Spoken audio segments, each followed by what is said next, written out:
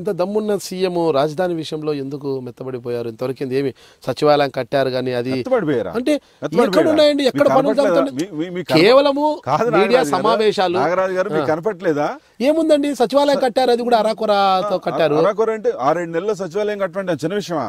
కట్టాలి కాబట్టి 10 ఏళ్ల పాటు మనకు రాజధాని హైదరాబాద్ ఉన్నప్పటికీ కూడా ఉన్న పలంగా తీసుకోవాల్సిన అవసరం లేదు. డబ్బు కావాలి కదా. రాష్ట్రం విడిపోయినప్పుడు వేడగొట్టిన దుర్మార్గులకి ఆ ఆలోచన ఉండాలి. అందుకే చంద్రబాబు నాయుడు గారు అక్కడ వెళ్ళి ఎప్పుడు చూడలే పాపం, ఆయన కళ్ళంటే నీళ్లు.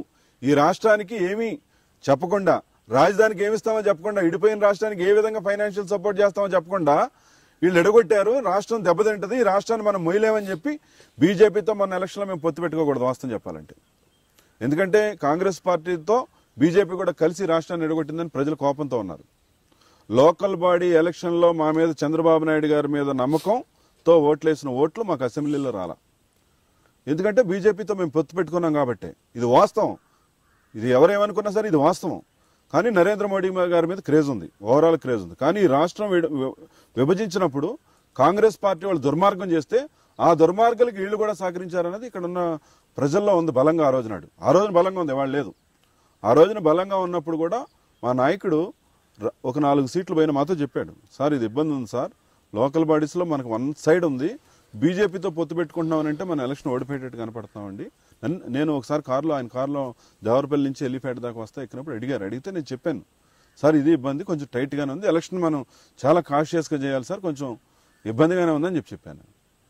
అలాంటి ఇబ్బందుల్లో కూడా ఆయన ఒకటే చెప్పాడు, పోతే 3-4 సీట్లు పోయినా సెంట్రల్లో మనకు కరెక్ట్ ప్లాట్ఫాము, కరెక్ట్ గవర్నమెంట్ మనకు సపోర్ట్ లేకపోతే మనం గెలిచినా ఉపయోగం లేదు బాబు అని చెప్పాడు.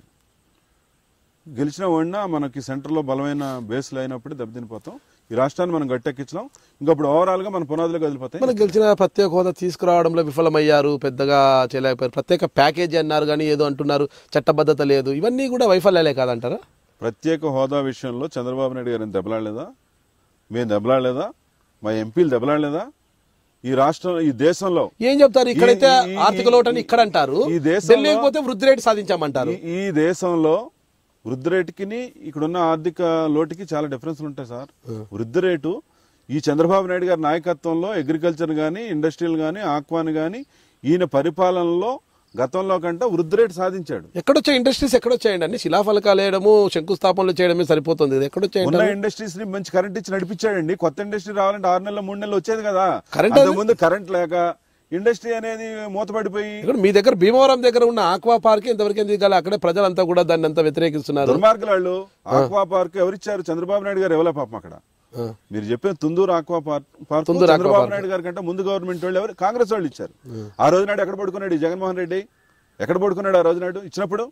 ఇచ్చినప్పుడు ఎక్కడ పడుకున్నాడు చెప్పండి నాగరాజు గారు.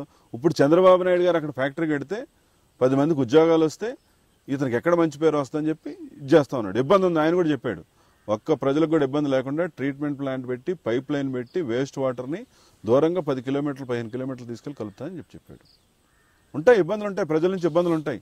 ఇవాళ వీళ్ళే ప్రతిపక్ష నాయకులు రోడ్లకి ఊరేగి ఇండస్ట్రీకి అడ్డొద్దు అంటారు. ఉద్యోగం ఇవ్వకపోతే చంద్రబాబు నాయుడు జాబ్ వస్తే బాబు వస్తే జాబ్ వద్దన్నారు, ఇవ్వలేదని. జాబ్స్ ఎక్కడ ఇస్తున్నారు? ఎక్కడ ఇవ్వలేదంటారు? ఎక్కడ ఇస్తారు చెప్పండి? ఎక్కడ ఇచ్చారు చెప్పండి? ఇచ్చేదానికి ప్రయత్నం చేస్తా ఉన్నాం. ఈ జిల్లా 2 సంవత్సరాల కాలంలో పదవీ కాలం కూడా వెస్ట్ గోదావరి జిల్లాలో 20,000 ఎకరం ఫారెస్ట్ డీనోటిఫికేషన్ చేయిస్తున్నాం. మొత్తం ఇండస్ట్రీస్ కట్టించి ఈ జిల్లాలో ఉద్యోగాలు ఇప్పిస్తాం. ఒక ఏడాది పడుతుంది టైము, లేకపోతే 2 ఏళ్ళు పట్టొచ్చు. ఈ ఏడాది 2 ఏళ్ళు ఎవరికి వాళ్ళకి సెల్ఫ్ సస్టైన్ కావాలని చెప్పి అన్ని రకాలుగా కూడా ఆదుకునేదానికి కాప్ కార్పొరేషన్ వాళ్ళు, బీసీ ఎస్సీ కార్పొరేషన్ వాళ్ళు, ఇంకా చిన్న స్మాల్ స్కేల్ ఇండస్ట్రీస్ నుంచి కానీ ఉపాధి హామీని పెంచడం కానీ ఇవన్నీ చేసుకుంటూ వస్తున్నాం. మరి ఇన్ని చేసిన వాళ్ళు స్విస్ ఛాలెంజ్ లో ఎందుకు పప్పులో కాలేశారు? ఏం పప్పులో కాలేస్తాం? స్విస్ ఛాలెంజ్ లో కోర్టు తప్పు పట్టింది కదా, అదంతా మీరు ఎలా పిలుస్తారు? ఆ బిడ్డర్స్ అంతా కూడా సీక్రెట్ గా పెట్టేసి మీరు అలా ఏదైనా ఓపెన్ గా ఉండాలి కదా, బిడ్డర్స్ అన్ని కూడా కాంటాక్ట్ అవన్నీ పక్కన పెట్టేసేయండి అనేసి. ఓపెన్ ఏమండి వాళ్ళు ఉంది, ఓపెన్ లో టెండర్లు వేస్తే మీలాంటి నాలాంటి ఏడలాంటి కూడా వెళ్ళి టెండర్ హెచ్చేసేసి బ్యాంక్ లోన్ తీసుకుని దొబ్బుదామని అనుకుంటున్నారు. ఆడి పేరుని టెండర్ ఉంటుంది, అది అవ్వదు. ఎవడో ఒకటి దమ్మున్న వాడికి ఇచ్చి పని చేయించాలన్న లెక్కలో ఉన్నాడు. దాని మీద పర్సెంటేజ్ లేదా స్విచ్ ఛాలెంజ్ ఇద్దరిని పిలిచడము బాపిరాజు గారు 100 కోట్లకి వేశారు నువ్వు 90 కోట్లకే చేస్తాను వరకు అంటే నీకు ఇస్తాను నువ్వు 80 చేస్తా అంటే నీకు ఇస్తాను అనడమే కదా స్విచ్ ఛాలెంజ్ అనేది. కాదండి ఇప్పుడు పర్సెంటేజ్లు తీసుకుంటే ఎన్ని ప్రాజెక్టులని మేము టెండర్లు పిలిచేసి ఎన్ని ప్రాజెక్టులు చేసేసామని పర్సెంటేజ్లు తీసుకున్నారు. పోలవరం ప్రాజెక్ట్ మా టైంలో టెండర్ అయింది. అది ఏ ప్రాజెక్ట్ అయిపోయింది అంటున్నారు మా టైంలో టెండర్? పట్టిసీమ మీ ప్రాజెక్ట్. ఒక పట్టిసీమ ఎంత అండి? ఎంత ప్రాజెక్ట్ అది? ఆయన కావాల్సిన అనుకూలత కోసం పట్టిసీమ, దానివల్ల లాభం ఏం లేదంటారు కదా. ఎవరు మెగా కృష్ణారెడ్డి ఎవరు చంద్రబాబు నాయుడు గారికి ఫస్ట్ నుంచి చంద్రబాబు ముఖ్యమంత్రి అవ్వాలని ఆయన కోరుకున్నాడా?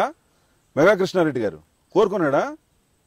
చెప్పండి మీరే. మెగా కృష్ణారెడ్డి గారు ఎక్కడి నుంచి వచ్చాడు? ఆయన ఎలక్షన్స్ లో ఫండింగ్ ఇచ్చాడు. ఎలక్షన్స్ లో 2014 ఎలాగైనా అధికారం రాలేదు. రాజకీయ పార్టీలకి మాకు 1 లక్ష ఇచ్చి అవతలాడు 10 లక్షలు ఇవ్వచ్చు ఫండింగ్. మాకు ఇచ్చినట్టేనా లెక్క? ఇవ్వచ్చు, ఇస్తారు. వాళ్ళ సర్వైవల్ కోసం ఇస్తారు. ఇస్తే ఇచ్చుండొచ్చు. ఒక రాజకీయ పార్టీని నడపాలంటే చంద్రబాబు గారు కూడా ఊరినే నడపలేడు కదా. ఈ రాష్ట్రం అంతా జెండాలు పంపాలంటేనే, మెటీరియల్ పంపాలంటేనే కొన్ని కోట్లు అయిపోద్ది. ప్రచార వాహనాలు పంపాలంటేనే, కళాకారుల బృందాలను పంపాలంటేనే కొన్ని కోట్లు అయిపోయింది. డబ్బులు కావాలి కదా ఆయన కూడా. నేను మీ ముళ్లపూడి బాపిరాజుని, పశ్చిమ గోదావరి జిల్లా పరిషత్ చైర్మన్. మీరు చూస్తున్నారు ఐ డ్రీమ్ న్యూస్.